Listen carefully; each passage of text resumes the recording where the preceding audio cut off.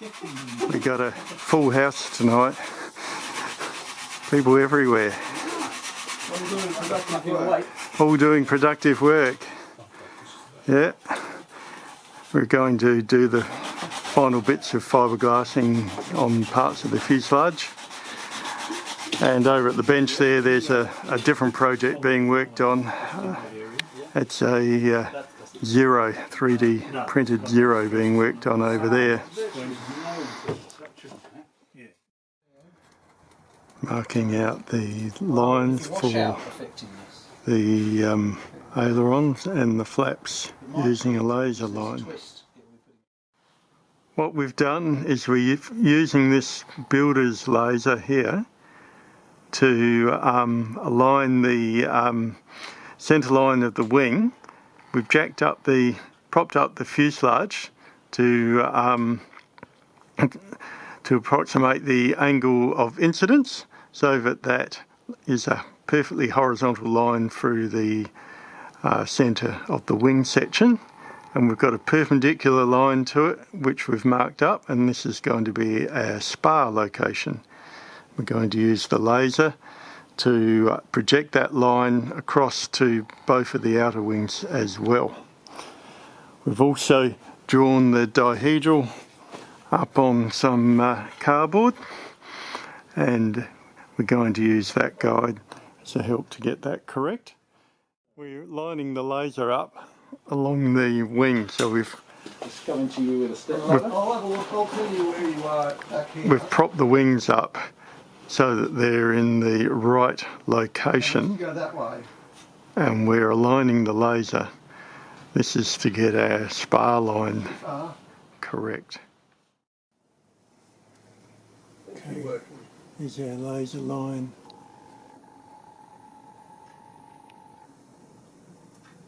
Marking it up. The foam's a bit lumpy. It's a limit how accurate you can draw on a lumpy surface. Just marking it up. There's the laser up there. Yeah. Do you want me to try lights out? Turn the lights out. Oh, look at that. The red glow. Alright, here's the tail is on there, and this is just to get an idea. The tail is lining up fairly well. It's not absolutely perfect, but we'll make adjustments as we bed the wing in, but it's pretty close. This is the Mariner from above. What a machine. It's taking up most of this side of the garage. Yeah, okay, we've got the spar line marked, and that was the aim of the exercise. Is we've got the spar line that we marked. We've also marked, got a chock just under the trailing edge there, made out of Depron, and that's to keep the angle correct so that we get an absolutely perpendicular line through where the spar goes. So you can see the green line there, that's what we want to cut along. We've also got a length of balsa here as a guide for the bandsaw. Showing you where we got to last build night, where the wings were all laid out on this table, all 3 meters of them, out to about here on both sides. Now that was just done for marking out the spar line, and as you can see, we've dismantled it since then. You've already seen, if you've seen the previous videos, you've already seen these nacelle parts. One thing that is new here around the cockpit, this is the 3D printed cockpit. One thing that's new is this plastic glazing that we've been working on. This is our first trial of it. This is vacuum formed over a 3D printed plug, and as you can see, it's not ideal at the moment. It's got lines on it, but it was our first go at it. Graham was able to do that. So what we've done now is we've actually filled the plug with plaster, and it's actually at home with Tim, who's sanding down the surfaces so that we can get nice smooth lines, so we can get rid of these ridges.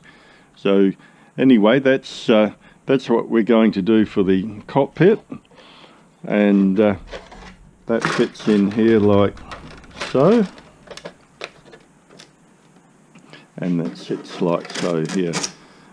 You'll see we've fiberglassed these cheek lines in. This is to give some strength to the front of the fuselage and help keep the water out. As we come around here, you'll see the tail section. We've got the elevator and the tail plane. Custom made these balsa hinges or hinge holders, I guess. This is quite a lot of work put into that by Dom with Graham's help and direction. So it's a really neat job he's done here in getting these all in place. There'll be, I presume there'll be plugs also in these spots here, and we'll be putting our hinges in like so. We've also got the tail fins, which you would have seen before. I guess there's been a little bit more work done on them. We've got the 3D printed holder for the servos. So we'll be making a cut down here for the rudders on both fins. So the servos, as you can see, are right in the tail fin. The servos for the elevators will actually be in this 3D printed holder here. So there'll be one servo each for each elevator. We've also got some carbon rod spars that will go through the they'll go through this part, this hole here in the tail plane. What else we've got here? These were actually custom made by Tim to help get our alignment correct for our dihedral of the outer wings. Here's the inner wings cut using this bandsaw, which we had to actually, Graham had to modify to give it greater width. So our carefully marked out lines were cut along on there. So this is going to take a box-like spar structure. It's actually going to be 6mm ply in the middle and 2 sheets of 3mm ply to either side, sort of making a box shape. And this will go in the central part of the wing. That's all going to be laser cut with Traff's laser, and also fitting into that will be a 6mm inner spar, which will actually slip into and slot into the inner wing. So the inner spar, this was one of the critical things that we worked on marking out the other night. You probably just see some green lines here. This is where the inner spar, or rather the outer spar I should say, will go. So that's going to be a slot cut in there, just back to this far in, and that will be 6mm ply. We've also marked on here we're going to put flaps in this section and ailerons in the outer section, so they're marked up.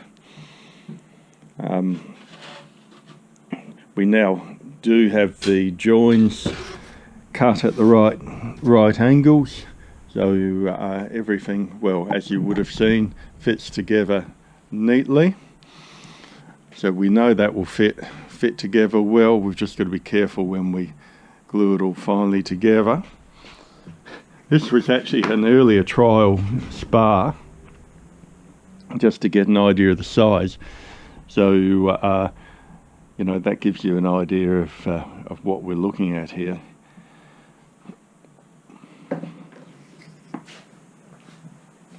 Come around this side. So you can see the fuselage doesn't look an awful lot different, but it does have 2 layers of 3/4 ounce fiberglass on the fuselage itself, and on the underside and the hole, bottom of the hole, we've actually got 2 layers of 2 ounce fiberglass.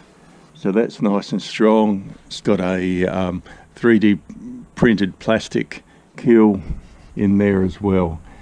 So yeah, there's been quite a bit of work in getting all that together into shape.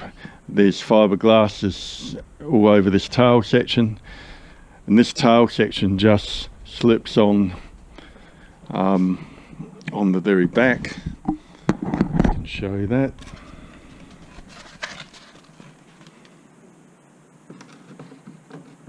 Just fits in there and slips down.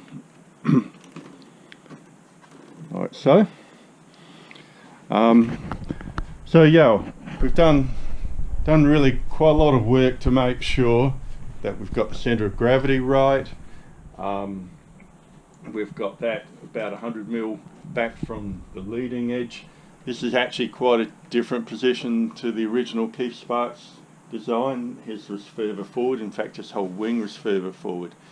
So what we're hoping to do, you can see these lines marked here, is we're hoping to bring the centre of gravity to say 10 to 15 degrees forward of the step, and from what we've read, that seems to work best for helping with takeoffs and landings. So we're hoping that makes a difference.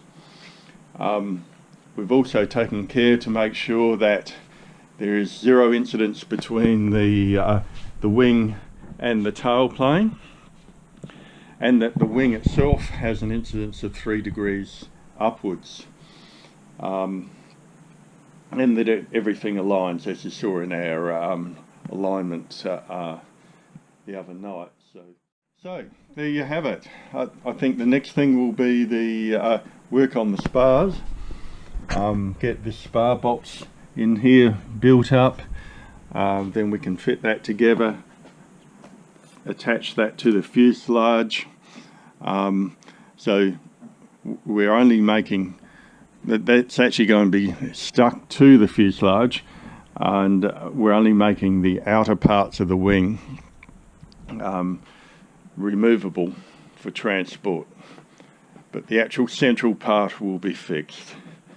So yeah, these sections will be removable. This wing is actually somewhat larger and broader, wider chord at the wingtip than the Keith Sparks design, and it's probably closer to scale, and it will give us a bit more wing area. So yeah, there are a number of differences to the original Keith Sparks design. So we will see how that plays out. We've been able to print out a paper plan of the wing design.